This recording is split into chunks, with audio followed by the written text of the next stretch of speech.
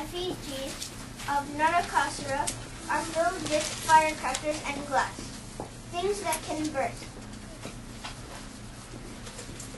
They burst the effigy of Narakasura and as the representing Krishna defeating Narakasura. In Uttar Pradesh, they celebrate Rama's victory over Ravana. They also celebrate him coming after 14 years of exile. They celebrate this by lighting lamps, setting off firecrackers, and pretty much having a party.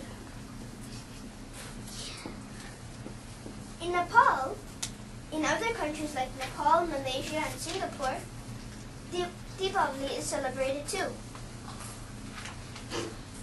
In Nepal, Deepavali is celebrated for 5 days. It is known as Tihar. The first day, crows are fed because they believe that crows are the sacred messengers for the heavens. So they believe that if they give food to the crows, their ancestors will get food too. On the second day, they would give food to the dogs because of their honesty. On the third day, Lakshmi Puja is done. On the fourth, it is the New Year. On the fifth, brothers and sisters exchange gifts. That's fair. In another country, Malaysia, Deepavali is known as Hari Deepavali. It is a federal holiday. Hindus in Malaysia welcome people from different race and different religion to eat like open house. So anyone from a different religion or a different race could walk into their house and start eating. Oh wow! Nice. In Singapore, among the minority Hindus, it is a public holiday. Okay. For Trinidad and Tobago, people worship goddess Lakshmi and light lamps. It is the same in Reunion Island. In all these islands, though, the Hindus do not speak their own language, but they still celebrate Deepavali. In Britain, Deepavali combines with British and the Hindus. They also have a holiday. Holiday. They don't have a holiday. They have that bonfire day. Oh yeah, bonfire day. They have a bonfire day. European and other countries. Yeah, I know. That's different. It's like this here. It just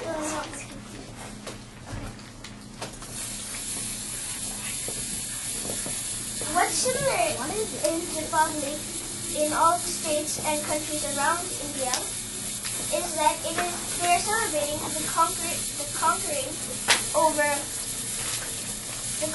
of good over evil. Another thing that is similar is a day called All Souls Day, which is also celebrated in the Western countries, like Europe, in the Western countries, like countries in Europe.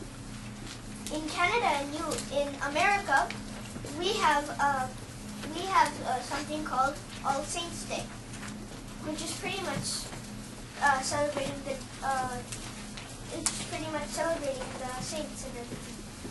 And the next day is the All Souls Day, where they light the candles in churches and houses to worship their ancestors. And it's a strange coincidence. This also falls in November, like the same month. Almost everything happens in November. Deepavali comes in November. All Souls Day comes in November. And All Saints Day comes in November. That's pretty much it I have. Yeah. Does anybody have any questions? You have questions? I figured it out. Okay. You always have. No. Well, actually. Oh. Yeah. Oh, what? Okay. mentioned various different celebrations, and you mentioned the story behind the celebration. Now, did these stories, did they take place on the same day? No, I got confused. As the gods and goddesses got more popular, they got celebrated on the same day. Okay.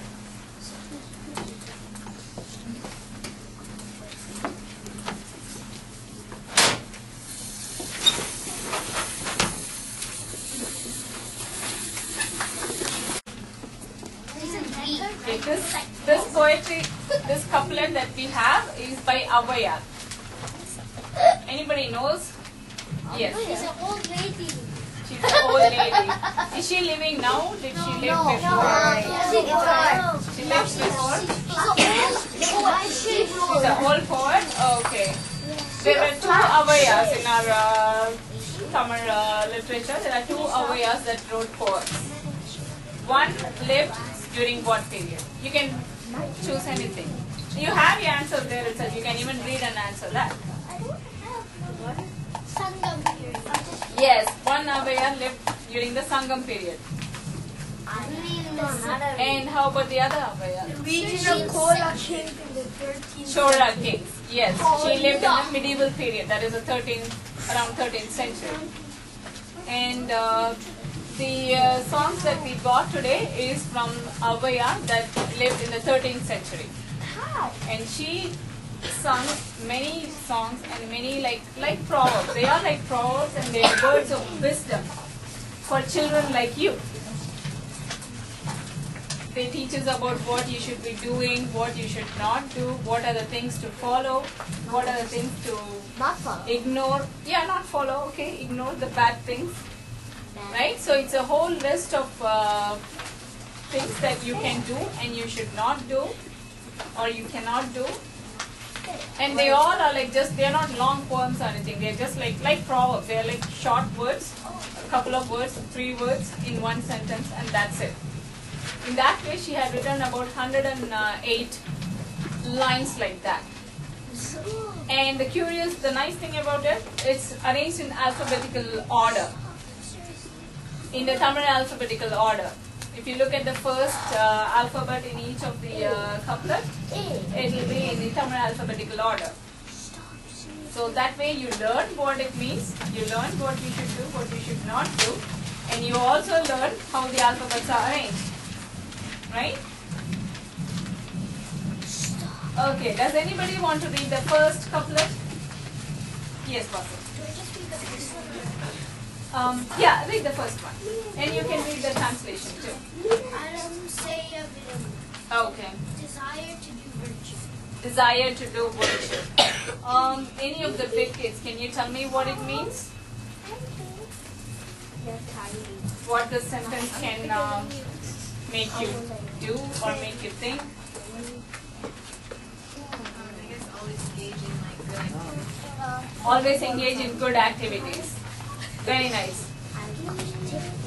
Anybody else? Always want to go the path of the God.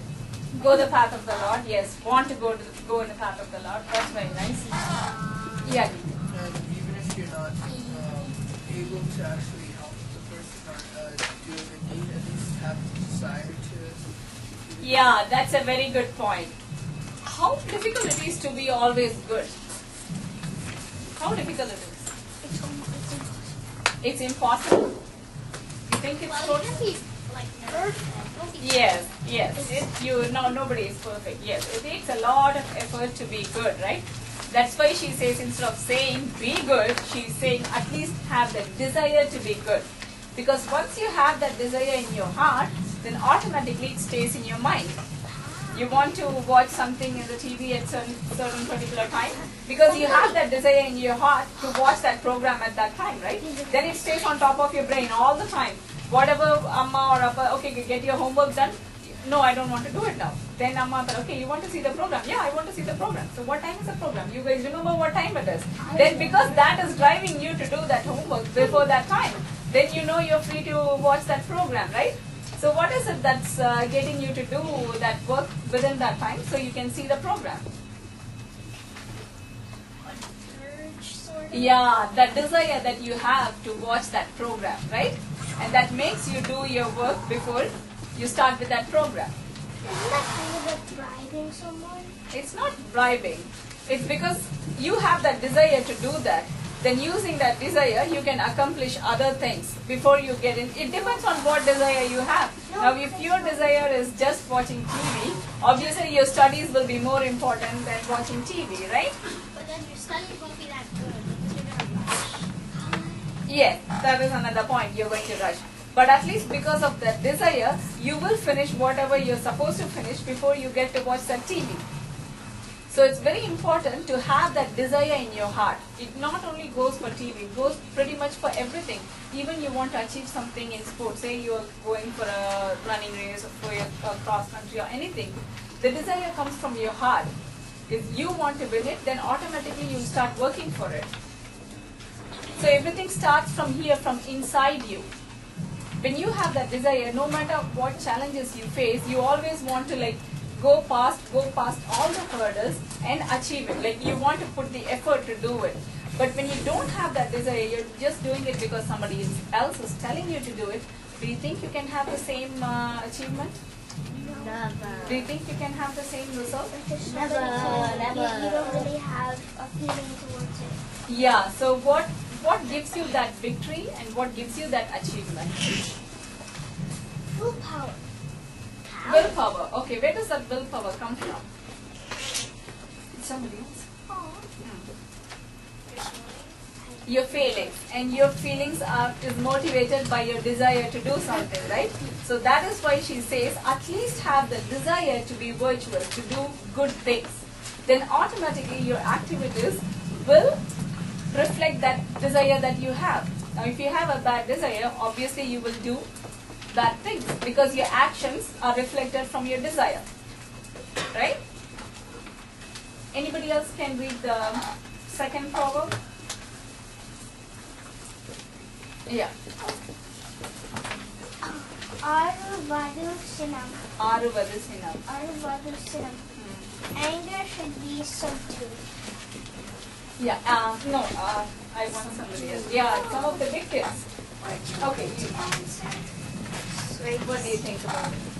If you're angry, if you have hatred to someone, like you should not keep that. You have to forgive. Yes, let it go. You have to forgive and forget. Yes.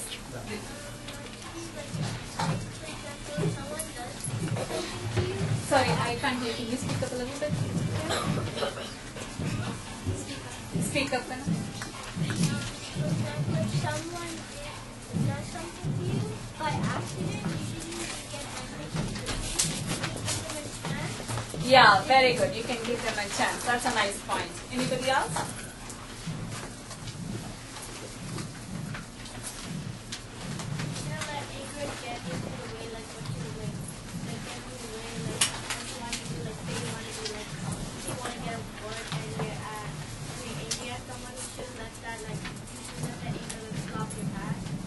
Yes, very nice. Yeah. Don't let anger build up inside you, and don't let your emotions, sort of control you.